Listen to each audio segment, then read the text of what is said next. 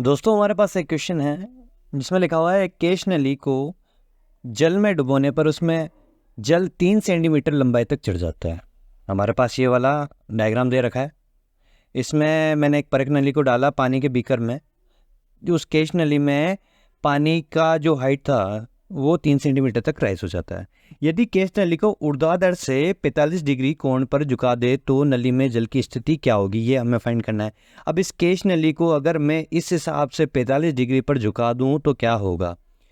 दोस्तों मैं हमें पता है इसको जैसे झुकाएंगे तो प्रेशर की वजह से इसको कितना भी झुकाएं कैसे भी रखें तो क्या होगा, इसकी हाइट तो हमेशा मेंटेन रहेगी, क्योंकि जो हाइट है वो प्रेशर पर डिपेंड करती है। तो इस पॉइंट पर और इस पॉइंट पर क्या रहेगा, ये वाई एक्स के सापेक्ष मेरी हाइट तो सेम रहेगी, 3 सेंटीमीटर ही रहेगी। तो इसकी हाइट भी हमेशा क्या आएगी, एक वाई एक्स के सापेक्ष 3 सेंटीमीटर ही आएगी। लेकिन जैसे मैं इसको झुकाऊंगा तो हम ये भी जानते हैं कॉमन सेंस से कि पाइथागोरस प्रमेय से इस्तेमाल करते हैं। तो ये 3 सेंटीमीटर और 45 डिग्री पे झुकाया तो ये कहीं ना कहीं 90 डिग्री का कोण बन रहा होगा। और पाइथागोरस प्रमेय से हम देख सकते हैं कि कर्ण हमेशा बड़ा निकल के आता है। तो इसकी जो जल की स्तंभ की लंबाई होगी, इस केश नली में जो जल स्तंभ है उसकी लंबाई बढ़ जाएगी, पहले जितना था उससे ज़्यादा हो जाएगी इसको 45 डिग्री पर झुकाने से।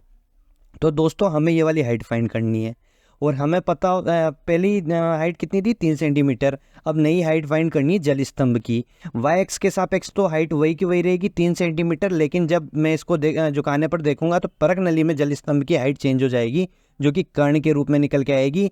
तो हम कर्ण कैसे फाइंड करेंगे, कर्ण फाइंड करने के दो तरीके हैं, या तो पाइथागोरस प्रमेय से निकाल लो, लेकिन पाइथागोरस प्रमेय में कम से कम 2 साइड्स का पता होना चाहिए, तीसरी साइड का मुझे पता नहीं है। तो इसमें एक एंगल मुझे ऑलरेडी दे रखा है, 45 डिग्री से झुकाया था तो उसके माध्यम से निकालूंगा। तो कर्ण को मैं एल मानता हूँ, तो एल की जो वैल्यू निकाली तो एच बटा कोस 45 आया मेरे पास। या फिर ऐसे भी कह सकते हो आप कि ये कोस 45 कितना होता है, या कोस थीटा कितना होता है, एच बटा एल।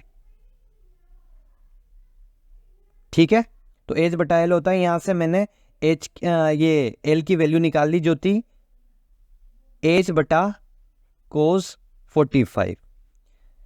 दोस्तों मेरे पास एच की वैल्यू दे रखी है कितनी है, 3 सेंटीमीटर, और कोस 45 की वैल्यू होती है 1/√2। तो इसको मैं सोल्व करूंगा तो लगभग लगभग आएगा मेरे पास, ये 3 होगा, 1/√2 की वैल्यू जब इसको ऊपर लेके जाऊंगा तो ये 3 इंटू √2 हो जाएगा। 3 इंटू √2 की वैल्यू होती है 1.414। 3 इंटू 1.414। जब इसको मैं पूरा सोल्व करूंगा तो मेरे पास जो दोस्तों नई हाइट निकल के आएगी, एल की वैल्यू जो निकल के आएगी, जल स्तंभ की जो नए जल स्तंभ की जो वैल्यू निकल के आएगी वो आएगी लगभग 4.24 सेंटीमीटर। धन्यवाद। दोस्तों हमारे पास एक